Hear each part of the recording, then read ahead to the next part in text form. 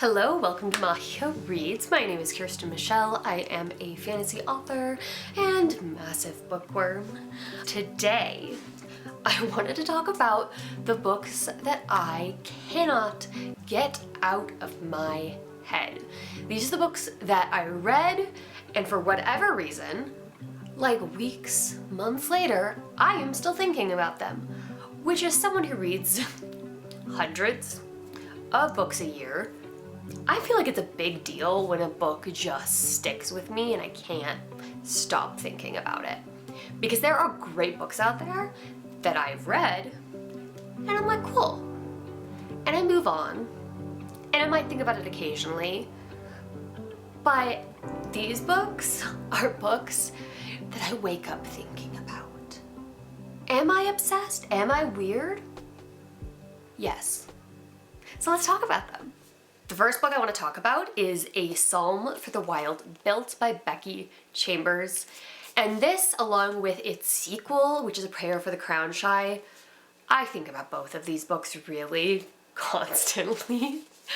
And it's funny because if you ask me what these books are about, or like what happens in them, it's not a plot-heavy book, but it is just so magical. It is about a monk. It's called the Monk and Robot book, so you know, really complicated premise. It is about a monk who goes into the wilderness. They are supposed to make tea and help others around their planet, and they are tired and they are burnt out, and so they decide, I need a break. I'm going into the wilderness, which they're not technically supposed to do because the wilderness is robot territory. Because back when robots became sentient, humans gave robots the wilderness, the humans took their spot on the other half of the planet, and they were like, cool, we'll stay separate. And so as this monk goes into the woods, they meet a robot and they befriend it, and they end up traveling together and teaching each other about each other's lives and society, and it's just so interesting. It's such an interesting concept.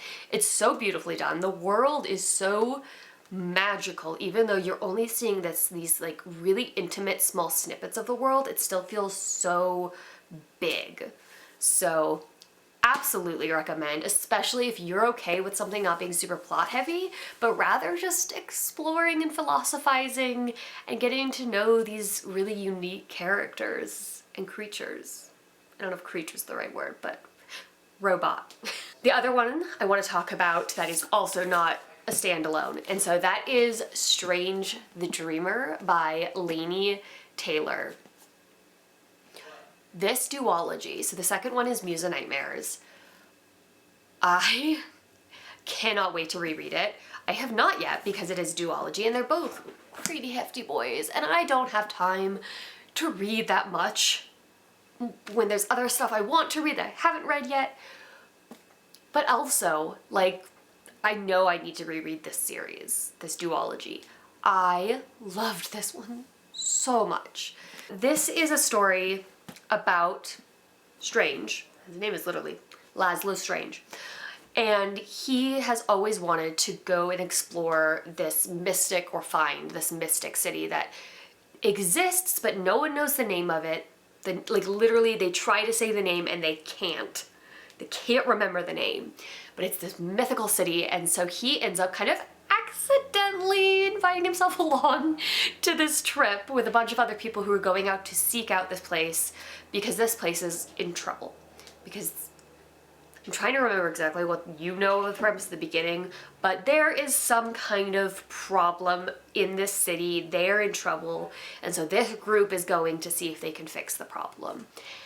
And it just explodes and expands from there. The characters are just so complex, and the plot, the world, there's a reason I keep thinking about it. I can't even explain exactly what was just so magical about this world and the characters, but I think it was just so complex and deep, and it made me cry so much, and I don't think I will ever get over that. And it's funny, so I listened to this book in audio form, and now every time I hear the audiobook reader, because he reads other books that I've read, I just think of this book. Like, he is Strange the Dreamer. That is who that audiobook reader is. And I think that says something about how much this book impacted me and stuck with me.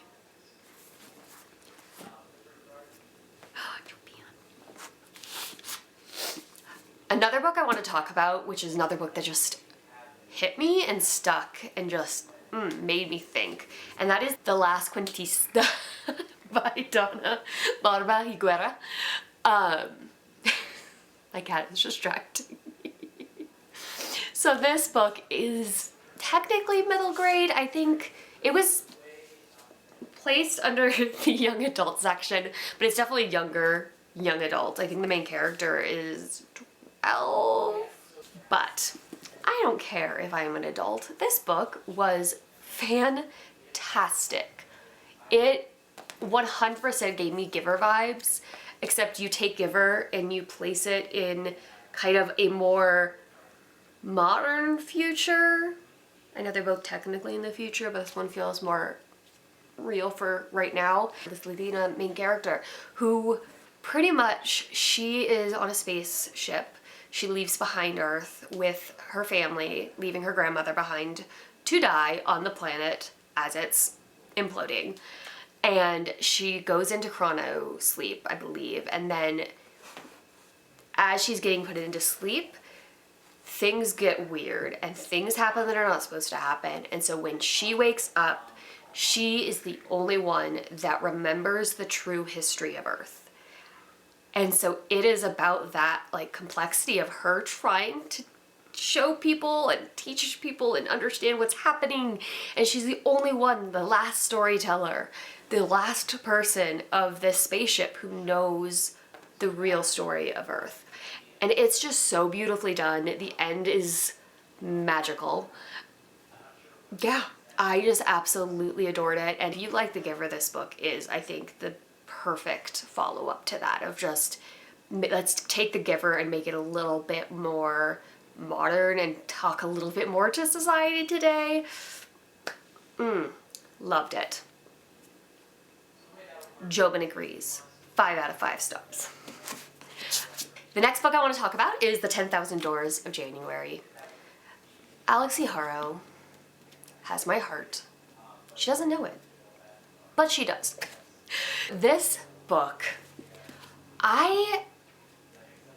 is about a girl who finds a door and opens a door into a new realm or a different world. It is the multiverse. It is a multiverse book. And she finds this world, falls in love, and then the door burns down.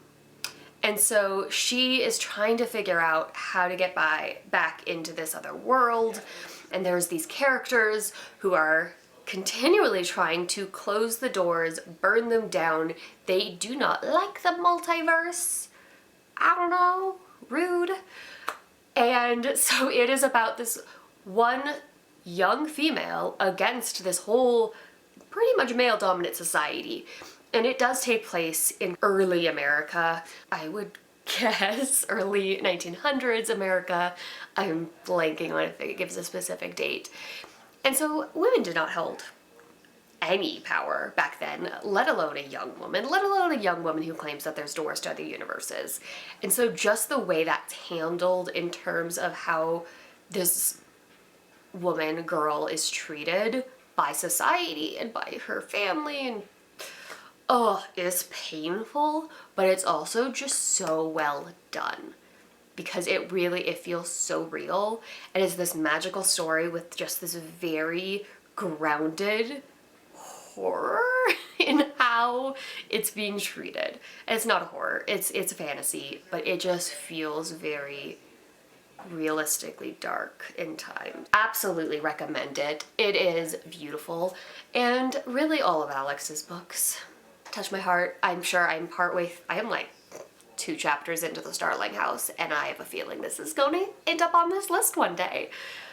Already 2 chapters in. Anyways, maybe I'm biased. Okay, the next book I want to talk about is The Gracier by Kim Liggett. Liggett? Liggett. Liggett sounds better. This book is a horror. This book's dark. This book, whew, gave me nightmares and creeps and crawls and ugh. But it also stuck with me for so long after I read it. And even now, I have not reread it since I first read it. But I still think about it and I kind of want to reread it.